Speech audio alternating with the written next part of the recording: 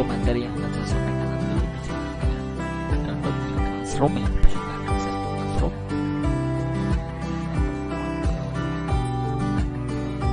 Oke, sambil menunggu teman-teman yang lain untuk bergabung, kuliah akan segera dimulai sampai sesaat lagi.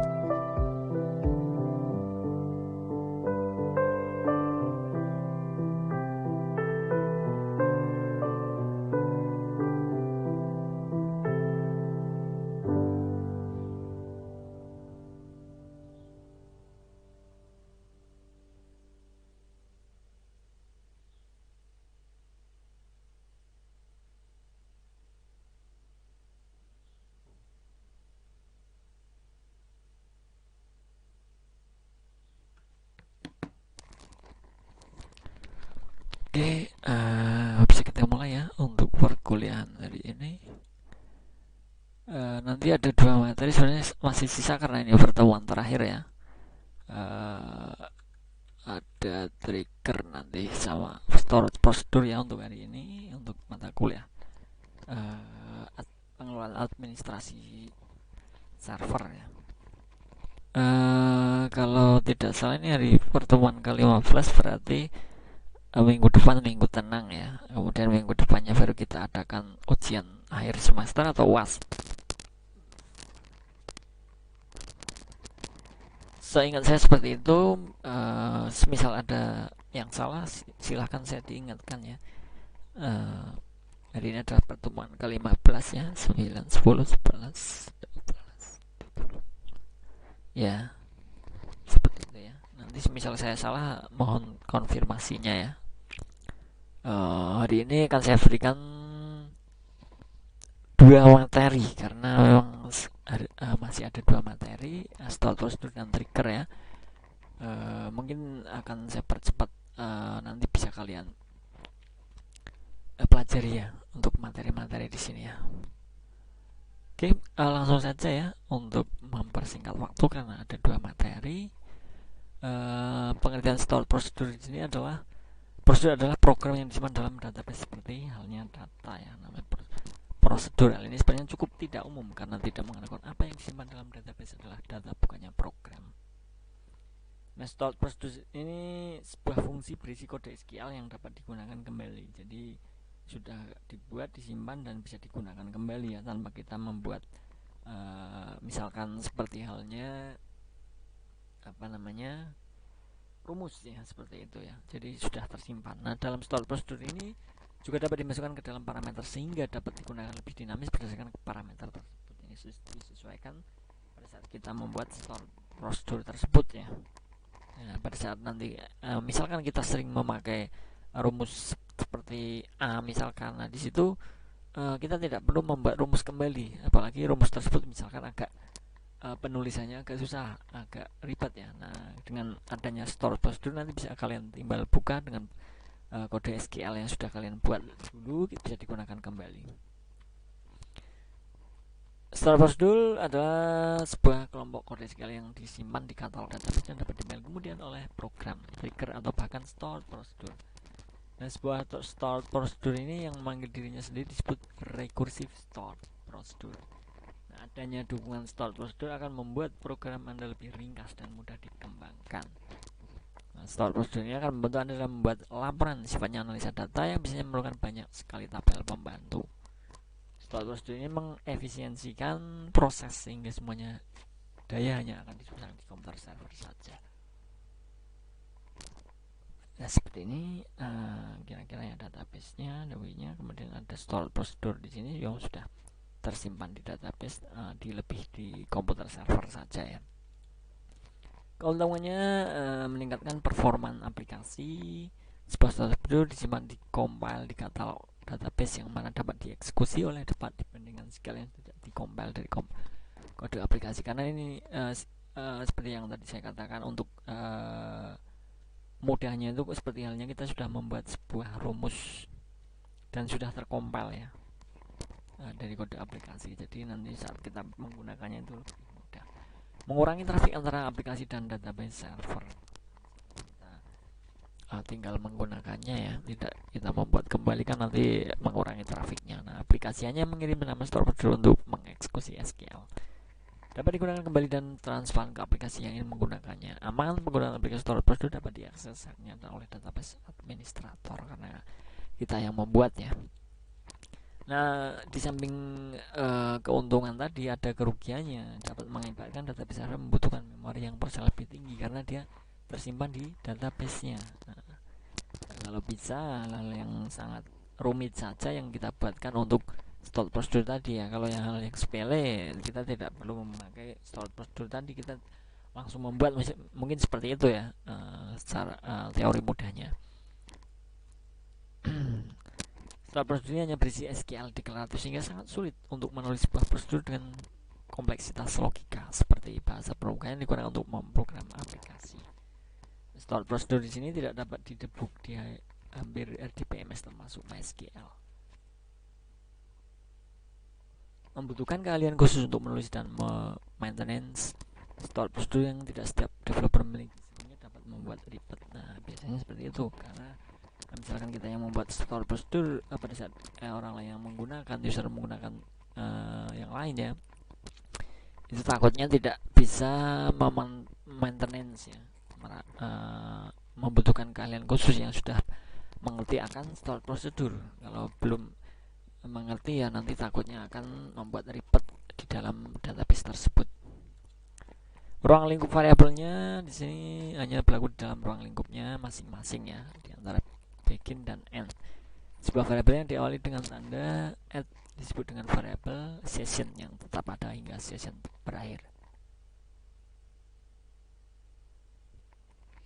Parameter dalam stored prosedur ini ada 3 bentuk ya. Ada in mode default, dapat digunakan di dalam sebuah stored prosedur, namun stored prosedur tidak dapat merubah nilainya. Untuk yang out, parameter ini dapat dirubah dan oleh sebuah stored prosedur yang dilewatinya. In out-nya dapat melewati stored prosedur dan mendapatkan kembali nilainya yang berbeda dari program yang memanggil. Nah, itu adalah parameter dalam stored prosedur tadi. Cara penulisan stored prosedurnya delimiter seperti ini. Create prosedur, nama dari prosedur yang kalian buat, misalkan ya perkalian ataupun rumus apa ya, terserah ya, nanti misalkan kalian mau membuat begin, kode SQL nya end. Delimiter ini adalah untuk pembukaan, itu untuk penutupnya. Sedangkan untuk menjalankannya, stored prosedur adalah call name prosedur. Jadi call itu kan memanggil ya, jadi nama prosedur yang kalian buat itu apa di dalam SQL di database tersebut. Kalian ketikkan seperti ini, misalkan nama perkalian katakan. Nah, nanti akan keluar stored prosedur tersebut seperti itu ya. Hands on buat tabel mahasiswa dan isinya. Nah, ini kalian buat dicoba ya. Create tabel mahasiswa nih. Nah, ini nanti insert into mahasiswa. Jadi kita menginsertkan data di sini. Davaki, Naanto, Dani, Jakarnara, dan Senta. Silahkan nanti dicoba dengan bahasa SQL di PHP admin ya, di database kalian masing-masing. Membuat database baru tidak apa-apa. Misalkan kalau membuat di dalam database yang kalian sudah buat, silahkan, tidak apa-apa, karena itu hanya membuat tabel saja. Kalau tidak kita fungsikan, tidak kita konekkan, kan nanti tidak mempengaruhi database yang kalian buat, misalkan beda tema. Nah, seperti ini nanti hasilnya ya. Select from mahasiswa pada saat kita pilih ya. Jadi mereka ada Faki sampai Sinta di sini. Membuat stored prosedur select mahasiswa untuk mendapatkan seluruh NIM dan nama mahasiswa. Nah, sini create prosedur select mahasiswa. Begin select NIM nama from. Misalkan hanya mau menampilkan NIM dan nama saja. Untuk memanggilnya tadi call select mahasiswa ya, karena nama dari prosedurnya adalah seperti ini. Jadi hanya name dan nama yang akan tampil dari tabel mahasiswa tadi. Nah, ini contohnya. Kalau kalian mau memanggil database yang kalian punya, silahkan, boleh ya. Sama, yang terpenting ini adalah pemanggilan ataupun fungsi daripada select prosedur tadi ya. Maaf, stored prosedur.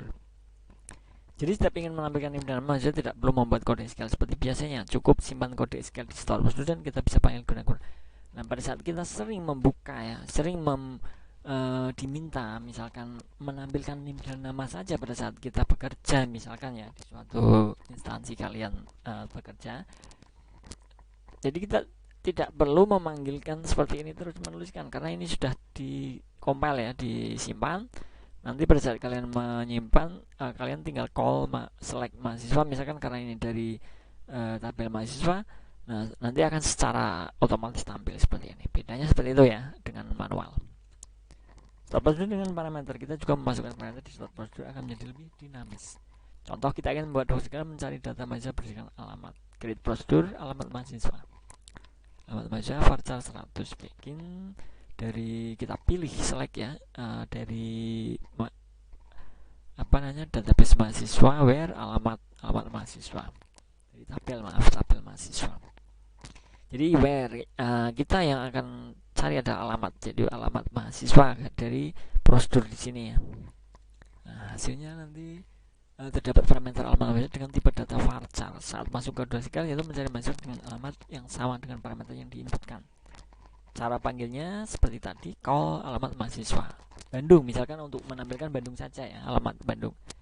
Jadi tabel tersebut akan tampil seperti ini semuanya ya, ada NIM, nama dan alamat, akan tetapi hanya alamat Bandung saja yang akan tampil karena kita membuat prosedurnya tadi adalah where alamat mahasiswa ya. Nah, seperti itu bedanya ya. DML dengan stored prosedur. Stored prosedur tidak hanya bisa diterapkan di data query language atau tapi juga di data manipulation language. Misalkan kita ingin masukkan data mahasiswa dengan stored prosedur. Create prosedur insert mahasiswa, name, nama dan alamat, karena tadi di dalam tabel ada 3 ini ya kategori di sini. Kemudian bikin insert into mahasiswa values and delimiter. Misalkan kita bekerja di pendaftaran mahasiswa baru, kan kita tidak perlu membuat menginputkan ulang kembali ya, dalam artian tidak secara manual terus menerus, tapi kita tinggal memanggil store prosedur di sini, karena di sini di ML juga dia bisa digunakan untuk store prosedur di dalam database. Contohnya adalah untuk insert ya, insert itu kan menambahkan, berarti dia masuknya adalah di ML ya, data manipulation language. Untuk query DKL ini adalah untuk penampilan. Nah, jika kita ingin memasukkan record atau di tabel baru, ada 3 parameter saat memanggil store prosedur: insert mahasiswa, call insert mahasiswa, query select from mahasiswa. Nah, di sini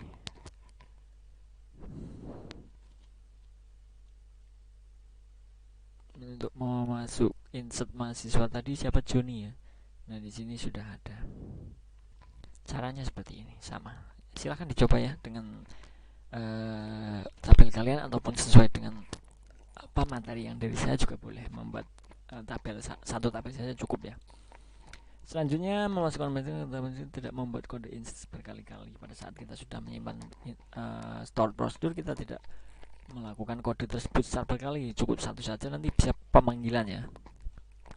Jadi stored prosedur ini sangat penting dan akan memudahkan dalam penggunaan kode yang dieksekusi secara berulang-ulang. Misalkan karena tadi saya bilang untuk pendaftaran mahasiswa baru kan tentunya tidak secara bersamaan dan akan tetap berulang-ulang. Nah, kita tinggal buka stored prosedur tersebut untuk menginsertkan atau memasukkan data baru. Contohnya seperti itu, contoh mudahnya ya. Nah, kesimpulannya, stored prosedur adalah sebuah kelompok kode SQL yang disimpan di katalog database dan dapat dipanggil kemudian oleh program. Nah, adanya dukungan stored prosedur akan membuat program lebih ringkas dan mudah dikembangkan. Stored prosedur akan membantu dalam membuat laporan yang sifatnya analisa data yang biasanya memerlukan banyak sekali tabel pembantu. Store prosedur mengefisiensikan proses sehingga semua daya hanya akan dipusatkan di komputer saja. Nah, itu adalah kesimpulan daripada store prosedur ya. Oke, kita lanjut ke trigger ya. Ini untuk lebih cepat karena ini ternyata pertemuan terakhir ya, kalau tidak salah. Karena di pertemuan 16 nanti kita ketemu di UAS ya. Hari ini pertemuan ke-15, berarti saya berikan materi 2. Sebentar ya, saya preview dulu untuk yang trigger ya. Saya export dulu.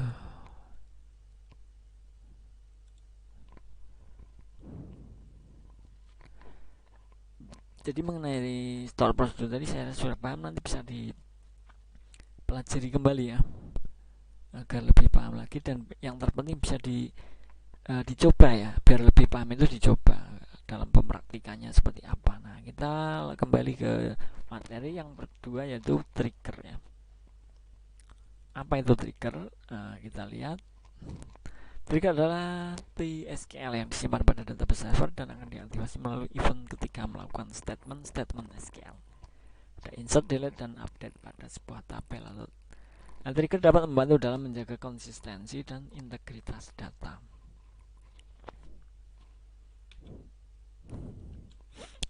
Nah, ini untuk pembuatan triggernya ya. Create trigger, nama triggernya apa, on nama tabelnya, nama view yang akan kita tampilkan, kemudian for, after, instead of, insert, update, delete. STSQL statement. Kalau yang tadi ada create trigger, di sini alter trigger ya. Alter trigger ini nama trigger, nama tabel, nama view, after, insert, update. Kalau drop adalah untuk menghapus ya, drop trigger, nama trigger yang kita buat seperti itu. Untuk event after for insert terjadi setelah statement insert, terjadi setelah statement update. Nah, ini untuk menonaktifkan trigger juga bisa pada saat sudah kita buat. Kita disable trigger ya, kita enable dan disable. Kalau enable berarti kita nonaktifkan, kita tampilkan. Contoh trigger insert di sini, insert trigger event pada tabel material, insert into material, ada values kita when. Nah, ini untuk menginputkan datanya seperti ini. Setelah data telah diinsert, seperti ini keterangannya. Test trigger event insert into material. Nah, value tadi alias in trigger, dalam trigger dikenal istilah alias atau referensi, yaitu jenis variabel result yang menyimpan nilai dari suatu kolom di dalam tabel. Kemudian ada inserted, adalah tabel virtual untuk menampung nilai pada trigger event insert dan update. Untuk delete sendiri, tabel virtual untuk menampung nilai pada trigger event delete dan update. Jika dilihat dari tabel, ada event insert, update, delete. Inserted adalah berisi inserted row atau penambahan kolom ya. Kemudian yang update adalah berisi row setelah diupdate. Nah, untuk yang delete sendiri dia empty karena sudah terhapus. Nah, untuk di delete, di insertnya ini dia otomatis dia empty atau habis, tidak ada ya, atau hilang. Kemudian untuk update nya berisi row sebelum di update. Untuk delete, deleted ya. Nah, untuk yang deleted berisi row sebelum di delete, sebelum kita delete. Nah, seperti itu ya, ada event, inserted, dan deleted. Nah, insert trigger pada tabel material seperti ini ya, di bahasa SQL nya nanti bisa dipelajari ya. Saya berikan materi 2. Yang terpenting tadi store procedure dicoba dulu, habis itu baru kalian mencoba untuk yang trigger. Ini contoh trigger di delete nya pada tabel material ya. After delete, on material after delete. Misalkan kita mau menghapus material description tadi ya, nama barang misalkan, deklarasi yang akan kita hapus.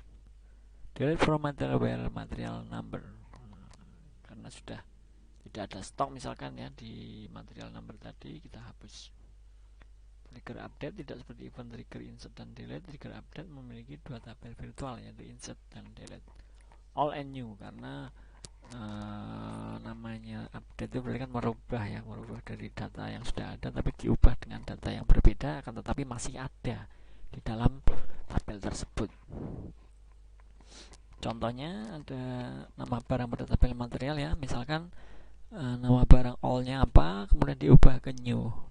Material deletion from delete, nama barang new material inserted. Jadi sebenarnya prosesnya sama, kita hapus dulu baru kita insertkan ya. Untuk proses di programnya seperti itu, namanya update seperti itu ya, yang all atau yang lama itu kemudian dihapus, kemudian diubah dengan yang baru. Mau meriksa kolom yang diupdate dengan update nama field. Nah, ini seperti ini, nanti bisa dipahami ya. Oke, selesai untuk hari ini. Saya rasa untuk pertemuan terakhir ya, untuk minggu depan ada minggu tenang, minggu depannya kemudian kita adakan UAS, karena ini adalah pertemuan ke-15 ya. Untuk yang ke-16 kalau tidak salah kan berarti UAS ya. Kita akhiri untuk pertemuan hari ini. Terima kasih teman-teman yang sudah mengikuti perkuliahan hari ini. Dalam mata kuliah pengelolaan administrasi server sudah kita bahas tema dengan stored procedure dan trigger. Untuk materi silahkan kalian akses di Classroom segera, dan bisa menjadi bahan untuk tutorial dalam pembuatan stored procedure maupun trigger di database atau SQL. Terima kasih, saya Ari. Wassalamualaikum warahmatullahi wabarakatuh. Salam sejahtera untuk kita semua. Selamat mencoba, selamat belajar. Terima kasih.